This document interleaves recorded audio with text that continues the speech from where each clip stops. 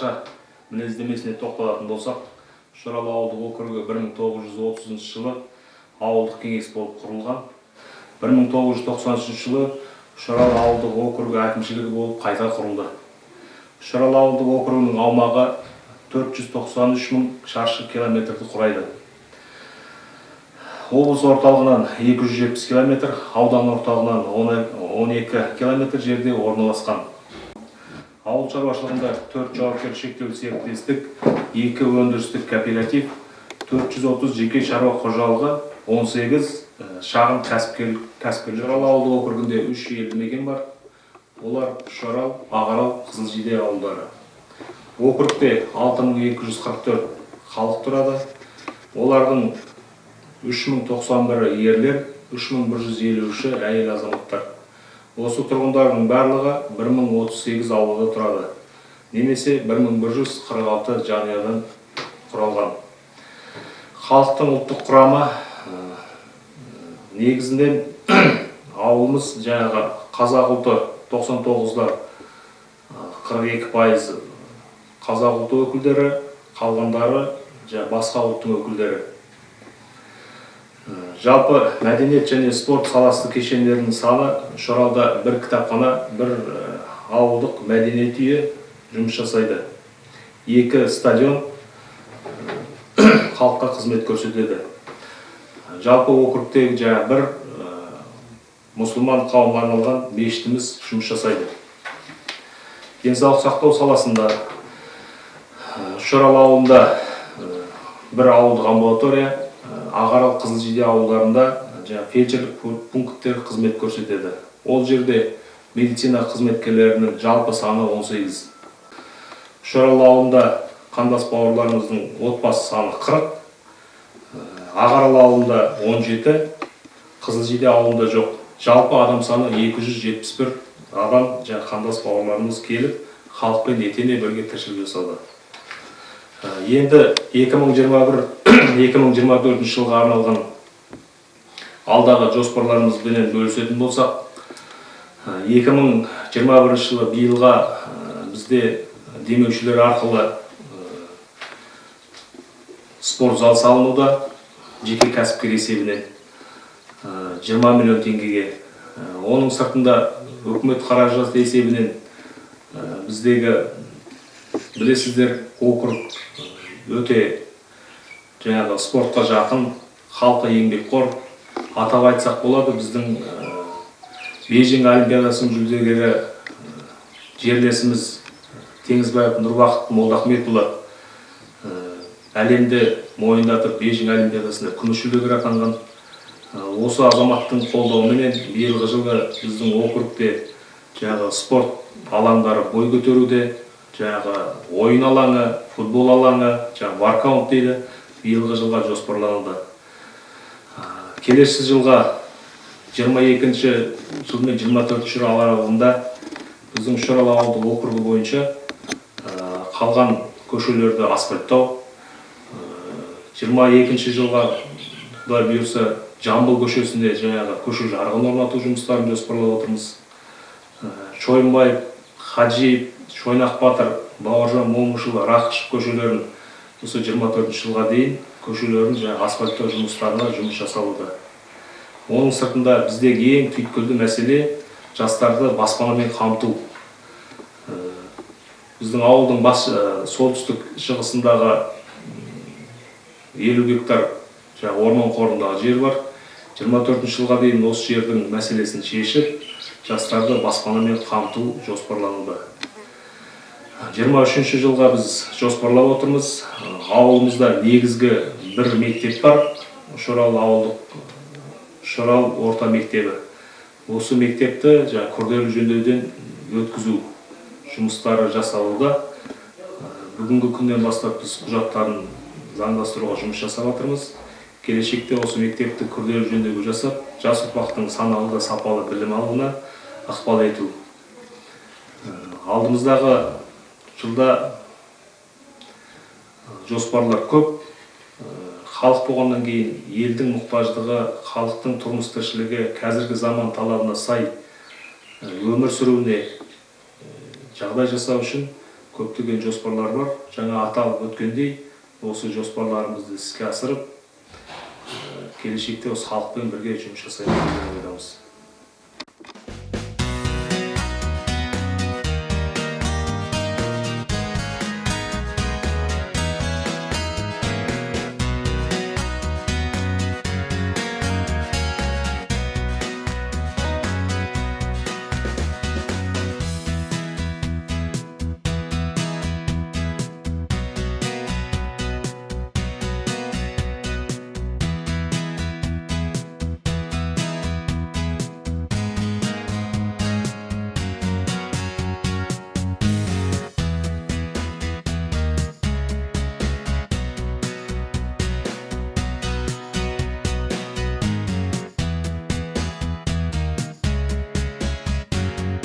Мен Шарал ауылының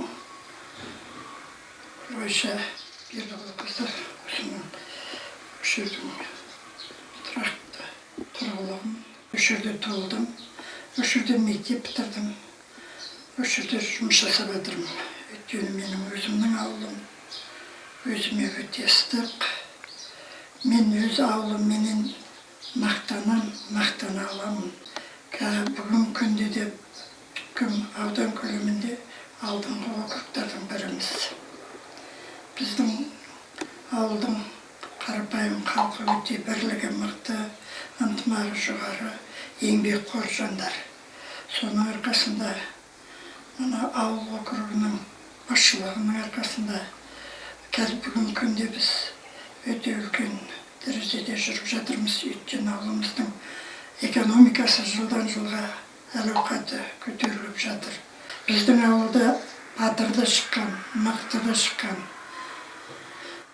небір еңбек мықты адамдарда шыққан. Шойнақ батыр атамыз осы біздің Шарал ауылынан шыққан. Шыққанбай атамыз, Нұртай атамыз, ол кісілер неге біздің ауылымыздың батырлары. Ал енді мықты жастарымызға келетін болса, жаңағы Тимеу, Теңізбаев, сол сияқты азаматтарымыз бүткіл Қазақстанды елге танытып жүрген азаматтардың бірі. Ауылда 4 дала академигі ауданда бар десе, соның бірі бізде болатұғын. Сол сияқты бүгін күнде барлық көрсеткіштерімізді қарап отырсақ, кәдімгі аудан көлемінде ауданның экономикасын көтеруге, мәдениетін көтеруге де біздің Шарал округінің еңбеккерлері өз үлестерін қосып келеді деп білемін. Мен солармен мақтанамын, мақтан етемін.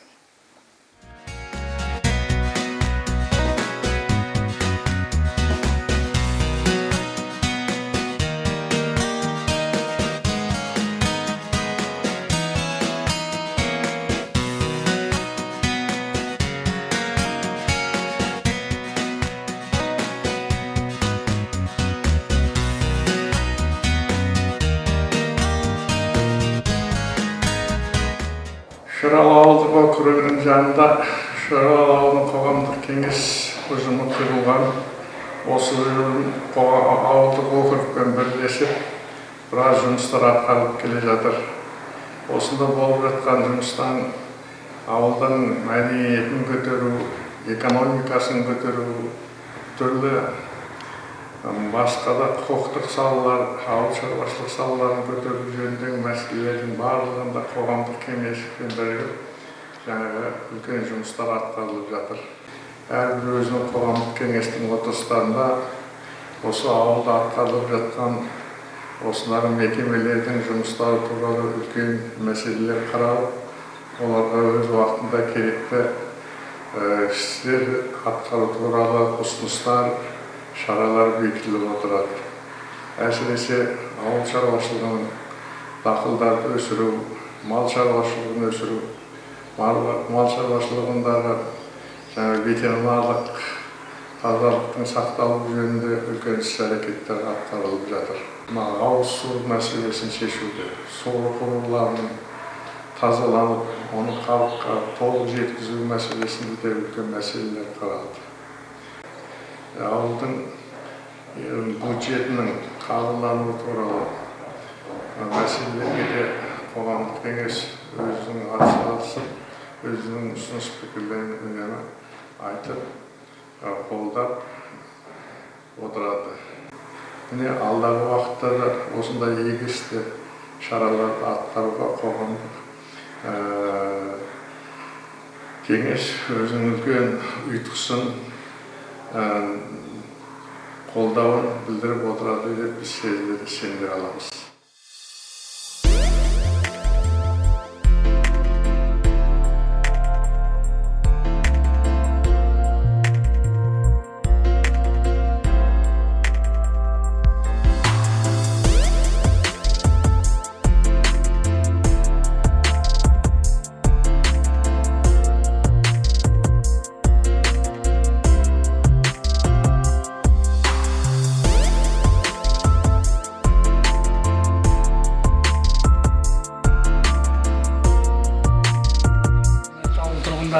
Мен Талғат Ибраимұлы 2014 жылдан Панфилов аудандық аумақтық инспекциясында істеп, содан зейнетке шыққаннан кейін осы ауылда жаңағы ауылдың әкімшілігінде ақсақалдар алқасының мүшесі болып істеп, 2014 жылдан бастап ақсақалдар алқасының төрағасы болып істеп келе жатырмын.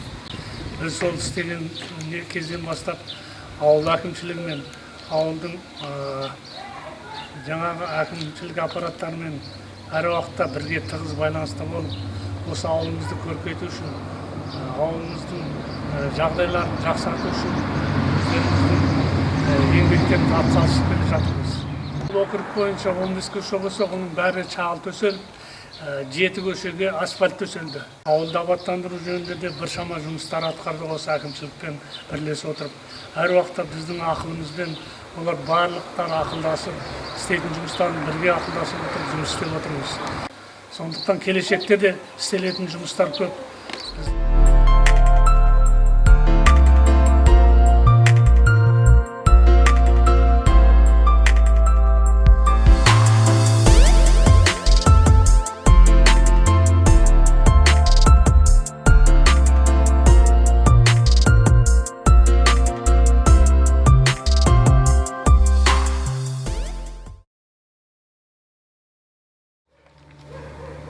Біздің Шырал ауылы бойынша 2020 жылы аудандық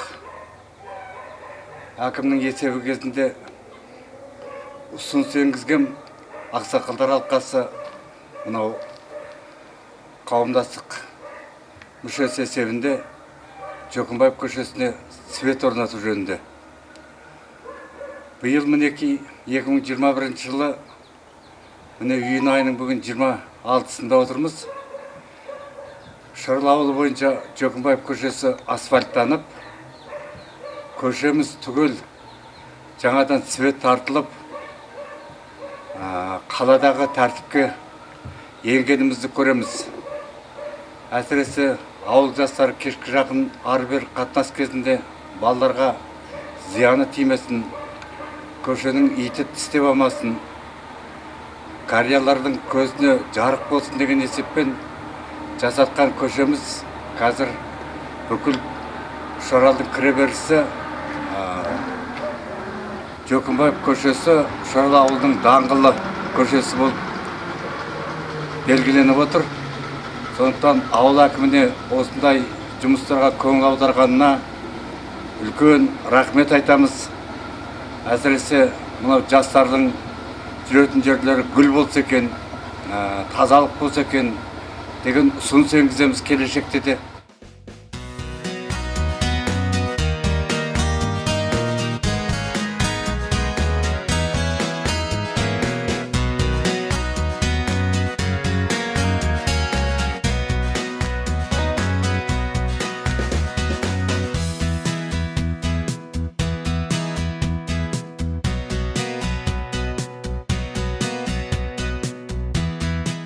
Мен Төлеухан Әбілбек қызы Шырал ауылының аналар кеңесінің төрайымын.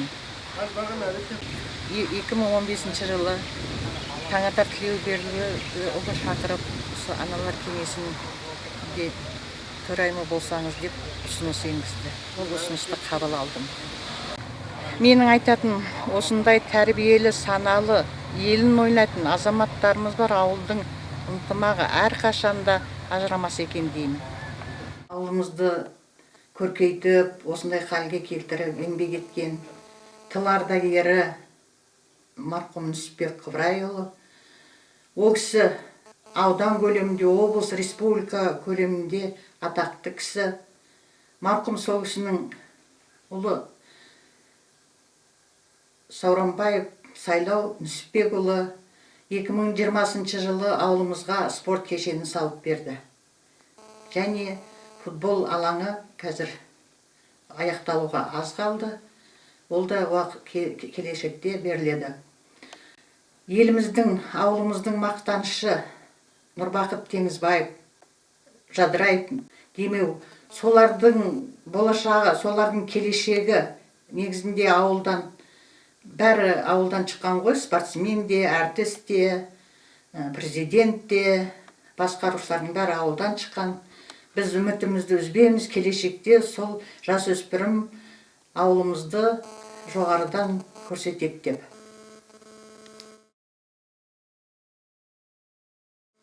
Ауылымыз көркейіп келе жатыр. Ауылымызды қабатты үйлер пайда болып жатыр. Ол ненің арқасы? Ол еліміздің, ауылымыздың тіршілігі, ауылға деген мәдениеті. Менің тілерім, еліміз аман, жұртымыз тыныш болсын. Осындай азаматтарымыз көп болып, ел арасы әрқашанда бірлігіміз бірге болып, тірлігіміз бірге болсын деймін. Еліміз аман, жұртымыз тыныш болсын.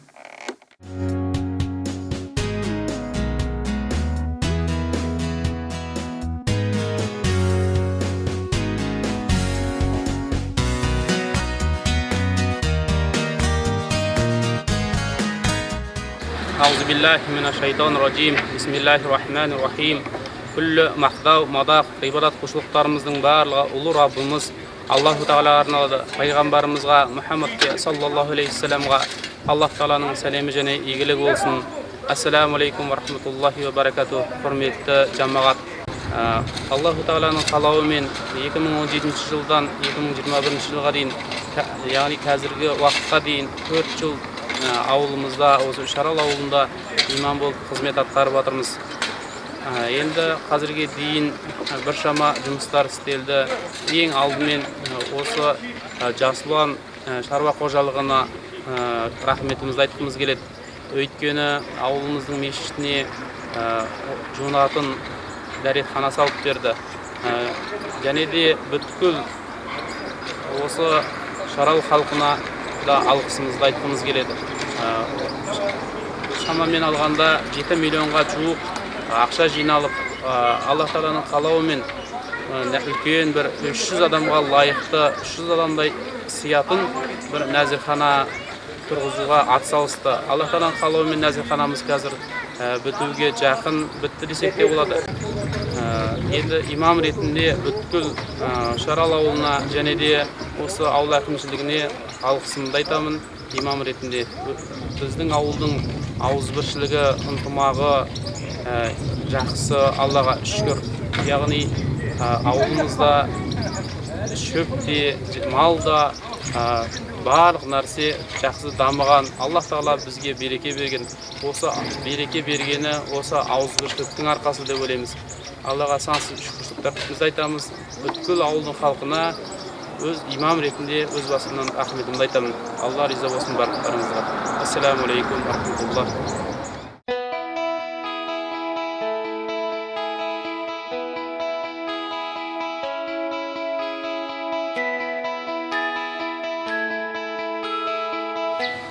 Ағарал ауылы 1991 жылы тұрғын үй 91 бағдарламасы бойынша салынған ауылдардың бірі.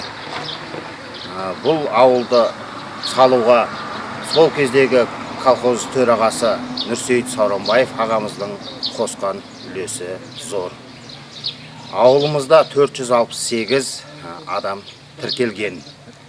Сол адамдардың 20% қандас бауырларымыз.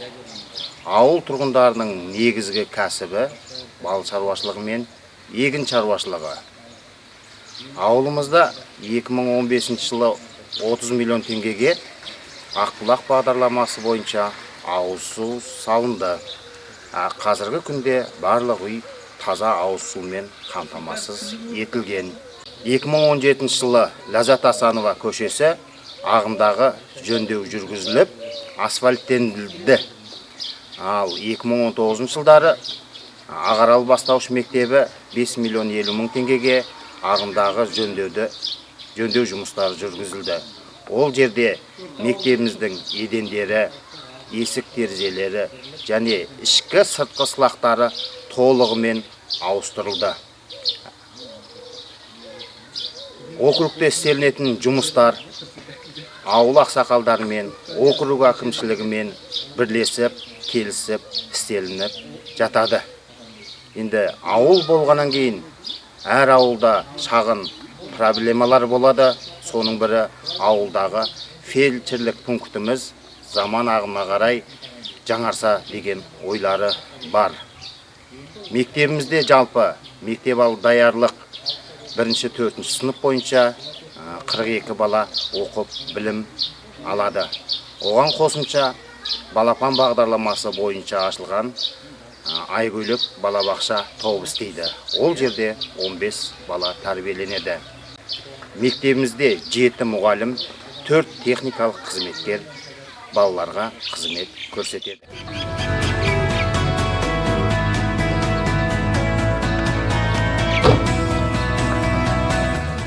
Біздің ауыл округы Шарал ауылынан шалғайда орналасқан. Біздің ауылымызда ешқашанда ауылдық округтың назарынан тыс қалған емеспіз.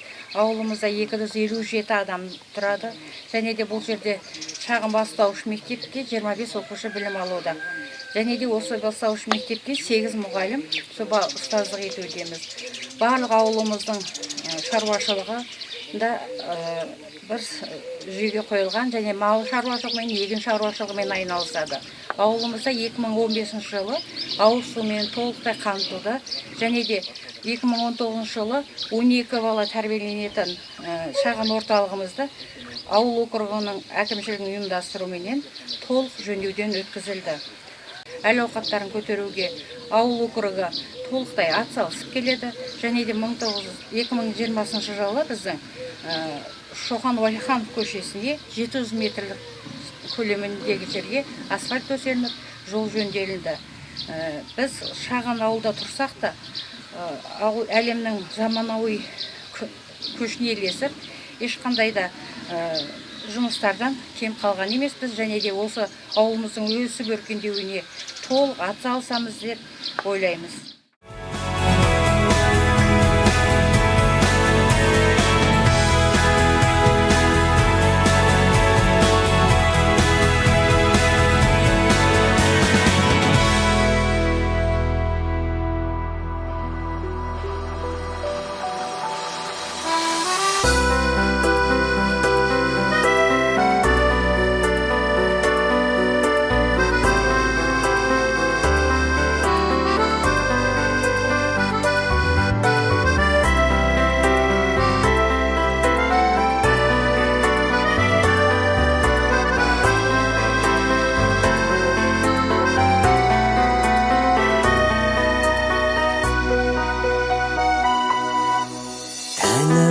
Өзі қолдаған, еркіндік салтын қорғаған, қасиет қонған ауылым, бақыттың кілтін жолдаған, шойнақтай батыр сыйлаған, дастархан төрін жимаған, Қожа Ахмет Нұртай аталар, ерлікпен ерін шыңдаған.